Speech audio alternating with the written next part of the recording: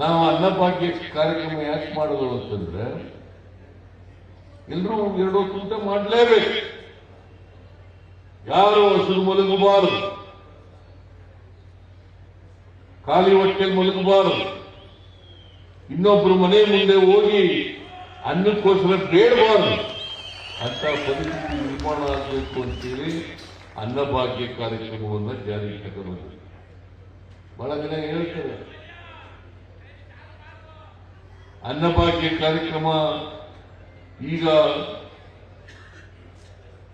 ಕಾರ್ಡ್ಗಳನ್ನು ಕಡಿಮೆ ಮಾಡಿಬಿಟ್ಟಿದ್ದಾರೆ ಅಂತೇಳಿ ಹೇಳ್ತಾ ಇದ್ದಾರೆ. ಕಾರ್ಡ್ಗಳನ್ನು ನಾವು ಕಡಿಮೆ ಮಾಡಕ್ಕೆ ಹೋಗಿಲ್ಲ, ಆದ್ರೆ ಯಾರು ಅರ್ಹರಲ್ಲೋ ಇದು ಬಡವರಿಗೆ ಸಿಕ್ಕಬೇಕು. ಯಾರು ಬಡತನದ ರೇಖೆಯಿಂದ ಕೆಳಗಡೆ ಇದ್ದಾರೆ ಅವರಿಗೆ ಸಿಕ್ಕಬೇಕು, ಶ್ರೀಮಂತರಿಗೆಲ್ಲ ಸಿಕ್ಕದು. ಈಗ ನನಗೆ ಅನ್ನಭಾಗ್ಯ ಕಾರ್ಯಕ್ರಮದಲ್ಲಿ ಬಡತನದ ರೇಖೆಯಿಂದ ಕೆಳಗಡೆ ಇಲ್ಲ, ನನ್ನಂತವರು ಸಿಕ್ಕಬಾರದು. ಇನ್ಕಮ್ ಟ್ಯಾಕ್ಸ್ ಕಟ್ಟೋರಿಗೆ, ಸರ್ಕಾರಿ ನೌಕರಿಗೆ ಸಿಕ್ಕಬಾರದು ಅಷ್ಟೇ ಹೇಳಿರೋದು ನಾನು. ಬೇರೆಯವರೆಲ್ಲ ಬಡವರಿದಾರಲ್ಲ, ಯಾವ ಜಾತಿ ಅವ್ರಿಗೆ ಯಾರ ಸೇರಿರಲಿ, ಯಾವ ಧರ್ಮಕ್ಕಾರ ಸೇರಿರಲಿ, ಯಾವ ಭಾಷೆ ಮಾತಾಡೋ ಜನ ಇರಲಿ, ಅವರೆಲ್ಲ ಬಡವರಿಗೂ ಕೂಡ ಸಿಕ್ಕಬೇಕು. ಎಲ್ಲ ಬಡವರಿಗೂ ಸಿಕ್ಕಬೇಕು. ಆಮೇಲೆ ಈ ಮಹಿಳೆಯರಿದಾರಲ್ಲ, ಇವರಿಗೆ ಆರ್ಥಿಕವಾಗಿ ಶಕ್ತಿ ಬರಬೇಕು ಅನ್ನೋ ಕಾರಣಕ್ಕೋಸ್ಕರ ನಾವು ಎಲ್ಲ ಬಸ್ನಲ್ಲಿ ಫ್ರೀಯಾಗಿ ಓಡಾಡಿ ಅಂತ ಮಾಡಬೇಕು. ಈ ವರ್ಷದಿಂದ ಬಸ್ನಲ್ಲಿ ಫ್ರೀಯಾಗಿ ಓಡಾಡಿ. ನನಗೆ ಧರ್ಮಸ್ಥಳದ ಯಜ್ಞವರು ಪತ್ರ ಬರೆದಿದ್ರು. ಏನಂತ ಪತ್ರ ಬರೆದಿದ್ರು ಅಂದ್ರೆ, ಸಿದ್ದರಾಮಯ್ಯನವರೇ, ನೀವು ಬಸ್ನಲ್ಲಿ ಫ್ರೀಯಾಗಿ ಮಾಡಿರ್ತಕ್ಕಂಥದ್ದು ಒಳ್ಳೆ ಕಾರ್ಯಕ್ರಮ. ಇದರಿಂದ ನಮ್ಮ ದೇವಸ್ಥಾನಕ್ಕೆ ಬರ್ತಕ್ಕಂಥ ಭಕ್ತಾದಿಗಳ ಸಂಖ್ಯೆ ಜಾಸ್ತಿ ಆಗುತ್ತೆ, ನಮ್ಮ ಆದಾಯನೂ ಕೂಡ ಜಾಸ್ತಿ ಆಗಿದೆ. ಈ ಶಕ್ತಿ ಯೋಜನೆ ಕಾರ್ಯಕ್ರಮ ಜಾರಿ ಮಾಡಿದ್ಮೇಲೆ ನನಗೆ ನಮ್ಮ ಸರ್ಕಾರಕ್ಕೆ ಶಭಾಷಿಣಿಯನ್ನು ಹೇಳಿ, ಧನ್ಯವಾದಗಳನ್ನು ಹೇಳಿ ಧರ್ಮಸ್ಥಳದ ಯಜ್ಞವರು ಪತ್ರ ಬರೆದರು.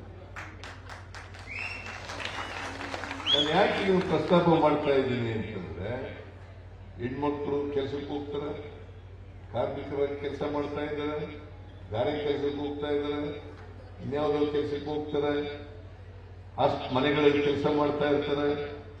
ಅದರಿಂದ ಅವ್ರು ಯಾರಿಗೂ ಕೂಡ ದುಡ್ಡು ಕೊಟ್ಟು ಬಸ್ನಲ್ಲಿ ಹೋಗ್ತಕ್ಕಂಥ ಶಕ್ತಿ ಎದುರು ಇರಲ್ಲ.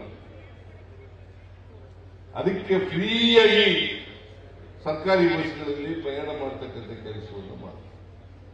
ಆಮೇಲೆ ಯಾಕಂದ್ರೆ ಈ ದುಡ್ಡೆಲ್ಲ ಉಳಿತಾಯ ಆಗ್ಬೇಕು, ಈ ದುಡ್ಡು ಉಳಿತಾಯ ಆಗ್ಬೇಕು ಹೆಣ್ಮಕ್ಳಿಗೆ. ಈಗ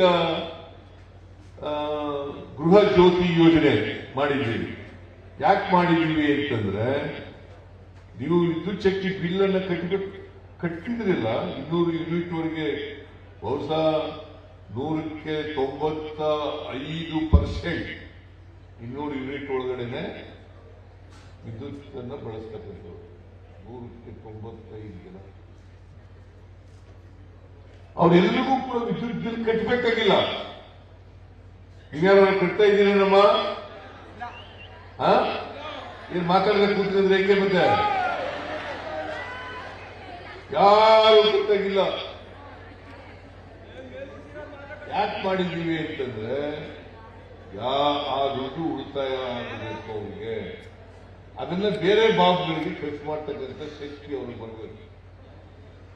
ಈಗ ಅಕ್ಕಿ ಕೊಂಡ್ಕೊಂಡು ಊಟ ಮಾಡೋದು, ನಾವು 5 ಕೆಜಿ ಅಕ್ಕಿ ಮತ್ತೆ 5 ಕೆಜಿಗೆ ಬೇಕಾದ ಎಷ್ಟು ಹಣ ಆಗ್ತದೆ ಅಷ್ಟು ಹಣ ಕೊಟ್ಬಿಡ್ತೀವಿ, 10 ಕೆಜಿ ಕೊಡ್ತೀವಿ. 200 ಯೂನಿಟ್ವರೆಗೆ ಫ್ರೀಯಾಗಿ ಕರೆಂಟ್ ಕೊಡ್ತೀವಿ. 2,000 ರೂಪಾಯಿ ಗೃಹಲಕ್ಷ್ಮಿ ಯೋಜನೆಯಲ್ಲಿ 1,22,00,000 ಕುಟುಂಬಗಳಿಗೆ, ಆ ಕುಟುಂಬದ ಯಜಮಾನಿಯರಿಗೆ ತಿಂಗಳಿಗೆ 2,000 ರೂಪಾಯಿ ಕೊಡ್ತಾ ಇದ್ದೀವಿ. ಕೊಡ್ತಾ ಇದ್ದೀವಿ ಇಲ್ಲ? ನಿಮ್ಗೆಲ್ಲ ಬರ್ತಾ ಇದೆಯಾ? ಕೈ ಎತ್ತಿ ನೋಡೋಣ, ಯಾರ್ಯಾರು ಬರ್ತದೆ? ಎಲ್ರಿಗೂ ಬರ್ತದೆ. ಅಂದ್ರೆ ಯುವ ನಿಧಿ ಕಾರ್ಯಕ್ರಮ ಜಾರಿ ತಗೊಂಡ್ಬಂದಿದ್ದೀವಿ. ಯಾರು ಅನ್ಎಂಪ್ಲಾಯ್ಡ್ ಯೂತ್ಸ್, ನಿರುದ್ಯೋಗಿ ಯುವಕರು, ಗ್ರಾಜ್ಯುಯೇಟ್ಗಳಾಗಿರೋರು, ಡಿಪ್ಲೊಮಾ ಹೋಲ್ಡರ್ಸ್ ಮಾಡಿರ್ತಕ್ಕಂಥವ್ರು, ಅವರು ಕೊಟ್ಟಿದ್ದೀವಿ. ಸುಮಾರು ಒಂದು ತಿಂಗಳಿಗೆ 40 ರಿಂದ 50 ಸಾವಿರ ರೂಪಾಯಿಗಳನ್ನ ಒಂದು ಕುಟುಂಬಕ್ಕೆ ಕೊಡ್ತಾರೆ. 40 ರಿಂದ 50 ಸಾವಿರ ರೂಪಾಯಿಗಳನ್ನ ಕೊಡ್ತಾ ಇದ್ದೀವಿ. ವರ್ಷಕ್ಕೆ 50 ರಿಂದ 60 ಕೋಟಿ ರೂಪಾಯಿಗಳನ್ನ ಕೊಡ್ತಾ ಇದ್ದೀವಿ. 50 ರಿಂದ 60 ಕೋಟಿ ರೂಪಾಯಿಗಳನ್ನ ಯಾಕೆ ಮಾಡ್ತಾ ಇದ್ದೀವಿ ಅಂತಂದ್ರೆ ಎಲ್ಲರಿಗೂ ಕೊಂಡ್ಕೊಳ್ತಕ್ಕಂಥ ಶಕ್ತಿ ಹೆಚ್ಚಾಗಬೇಕು. ದುಡ್ಡಿದ್ರೆ ತಾನೇ ಜೇಬಿನಲ್ಲಿ ನಾನು ಅಂಗಡಿಗೆ ಹೋಗೋದು, ಹೋಟೆಲ್ಗೆ ಹೋಗೋದು, ಇನ್ನೇನೋ ಕೊಂಡ್ಕೊಳಕ್ ಹೋಗೋದು. ದುಡ್ಡೇ ಜೇಬಲ್ಲಿ ಖಾಲಿ ಜೇಬಿನಲ್ಲಿ ಇದ್ರೆ ಹೇಗೆ ಹೋಗ್ತೀನಿ? ಅದಕ್ಕೆ ಕೊಂಡ್ಕೊಳ್ತಕ್ಕಂಥ ಶಕ್ತಿ ಜಾಸ್ತಿ ಆಗಬೇಕು. ಅದಕ್ಕೋಸ್ಕರವಾಗಿ ನಾವು ಈ ಹಣವನ್ನ ಜನರ ಕೈಗೆ ಕೊಡ್ತಾ ಇದ್ದೇವೆ. ಇದು ಯುರೋಪಿಯನ್ ಕಂಟ್ರಿಗಳಲ್ಲಿ ಯೂನಿವರ್ಸಲ್ ಬೇಸಿಕ್ ಇನ್ಕಮ್ ಅಂತ ಕರೀತಾರೆ. ಗೊತ್ತಾಯ್ತು ಗಂಗಾಧರ? ಯೂನಿವರ್ಸಲ್ ಬೇಸಿಕ್ ಇನ್ಕಮ್ ಅಂತ ಕರೀತಾರೆ. ಸೊ ಅದನ್ನ ನಮ್ಮ ರಾಜ್ಯದಲ್ಲೂ ಕೂಡ ಮಾಡ್ತಕ್ಕಂಥ ಕೆಲಸವನ್ನು ಮಾಡ್ತಾ ಇದ್ದೀವಿ. ಹಿಂದೆ ನಾನು ಮುಖ್ಯಮಂತ್ರಿ ಆಗಿದ್ದಲ್ಲ, 5 kg ಅಕ್ಕಿಯನ್ನು ಉಚಿತವಾಗಿ ಕೊಡೋಕ್ಕೂ ಮಾಡಿದೆ. ಆಮೇಲೆ 7 kg ಮಾಡಿದೆ. ಆಮೇಲೆ 7 kg ಇಂದ 5 kg ಮಾಡಿದೆ. 7 kg ಇಂದ 5 kg ಮಾಡಿದೆ. ಈಗ ಮತ್ತೆ ನಾನು 10 kg ಮಾಡಿದೆ. ಇಂಥ ಯಾರು ಮಾಡಿರ್ಲಿಲ್ಲ. ಯಾರು ಮಾಡಿರ್ಲಿಲ್ವೋ ಅವರೇ ಟೀಕೆ ಮಾಡೋರು. ನಮಗೆ ನೀವ್ಯಾರು ಟೀಕೆ ಮಾಡಲ್ಲ ಅಂತ ಅನ್ಕೊಂಡಿದ್ದೀನಿ ನಾನು.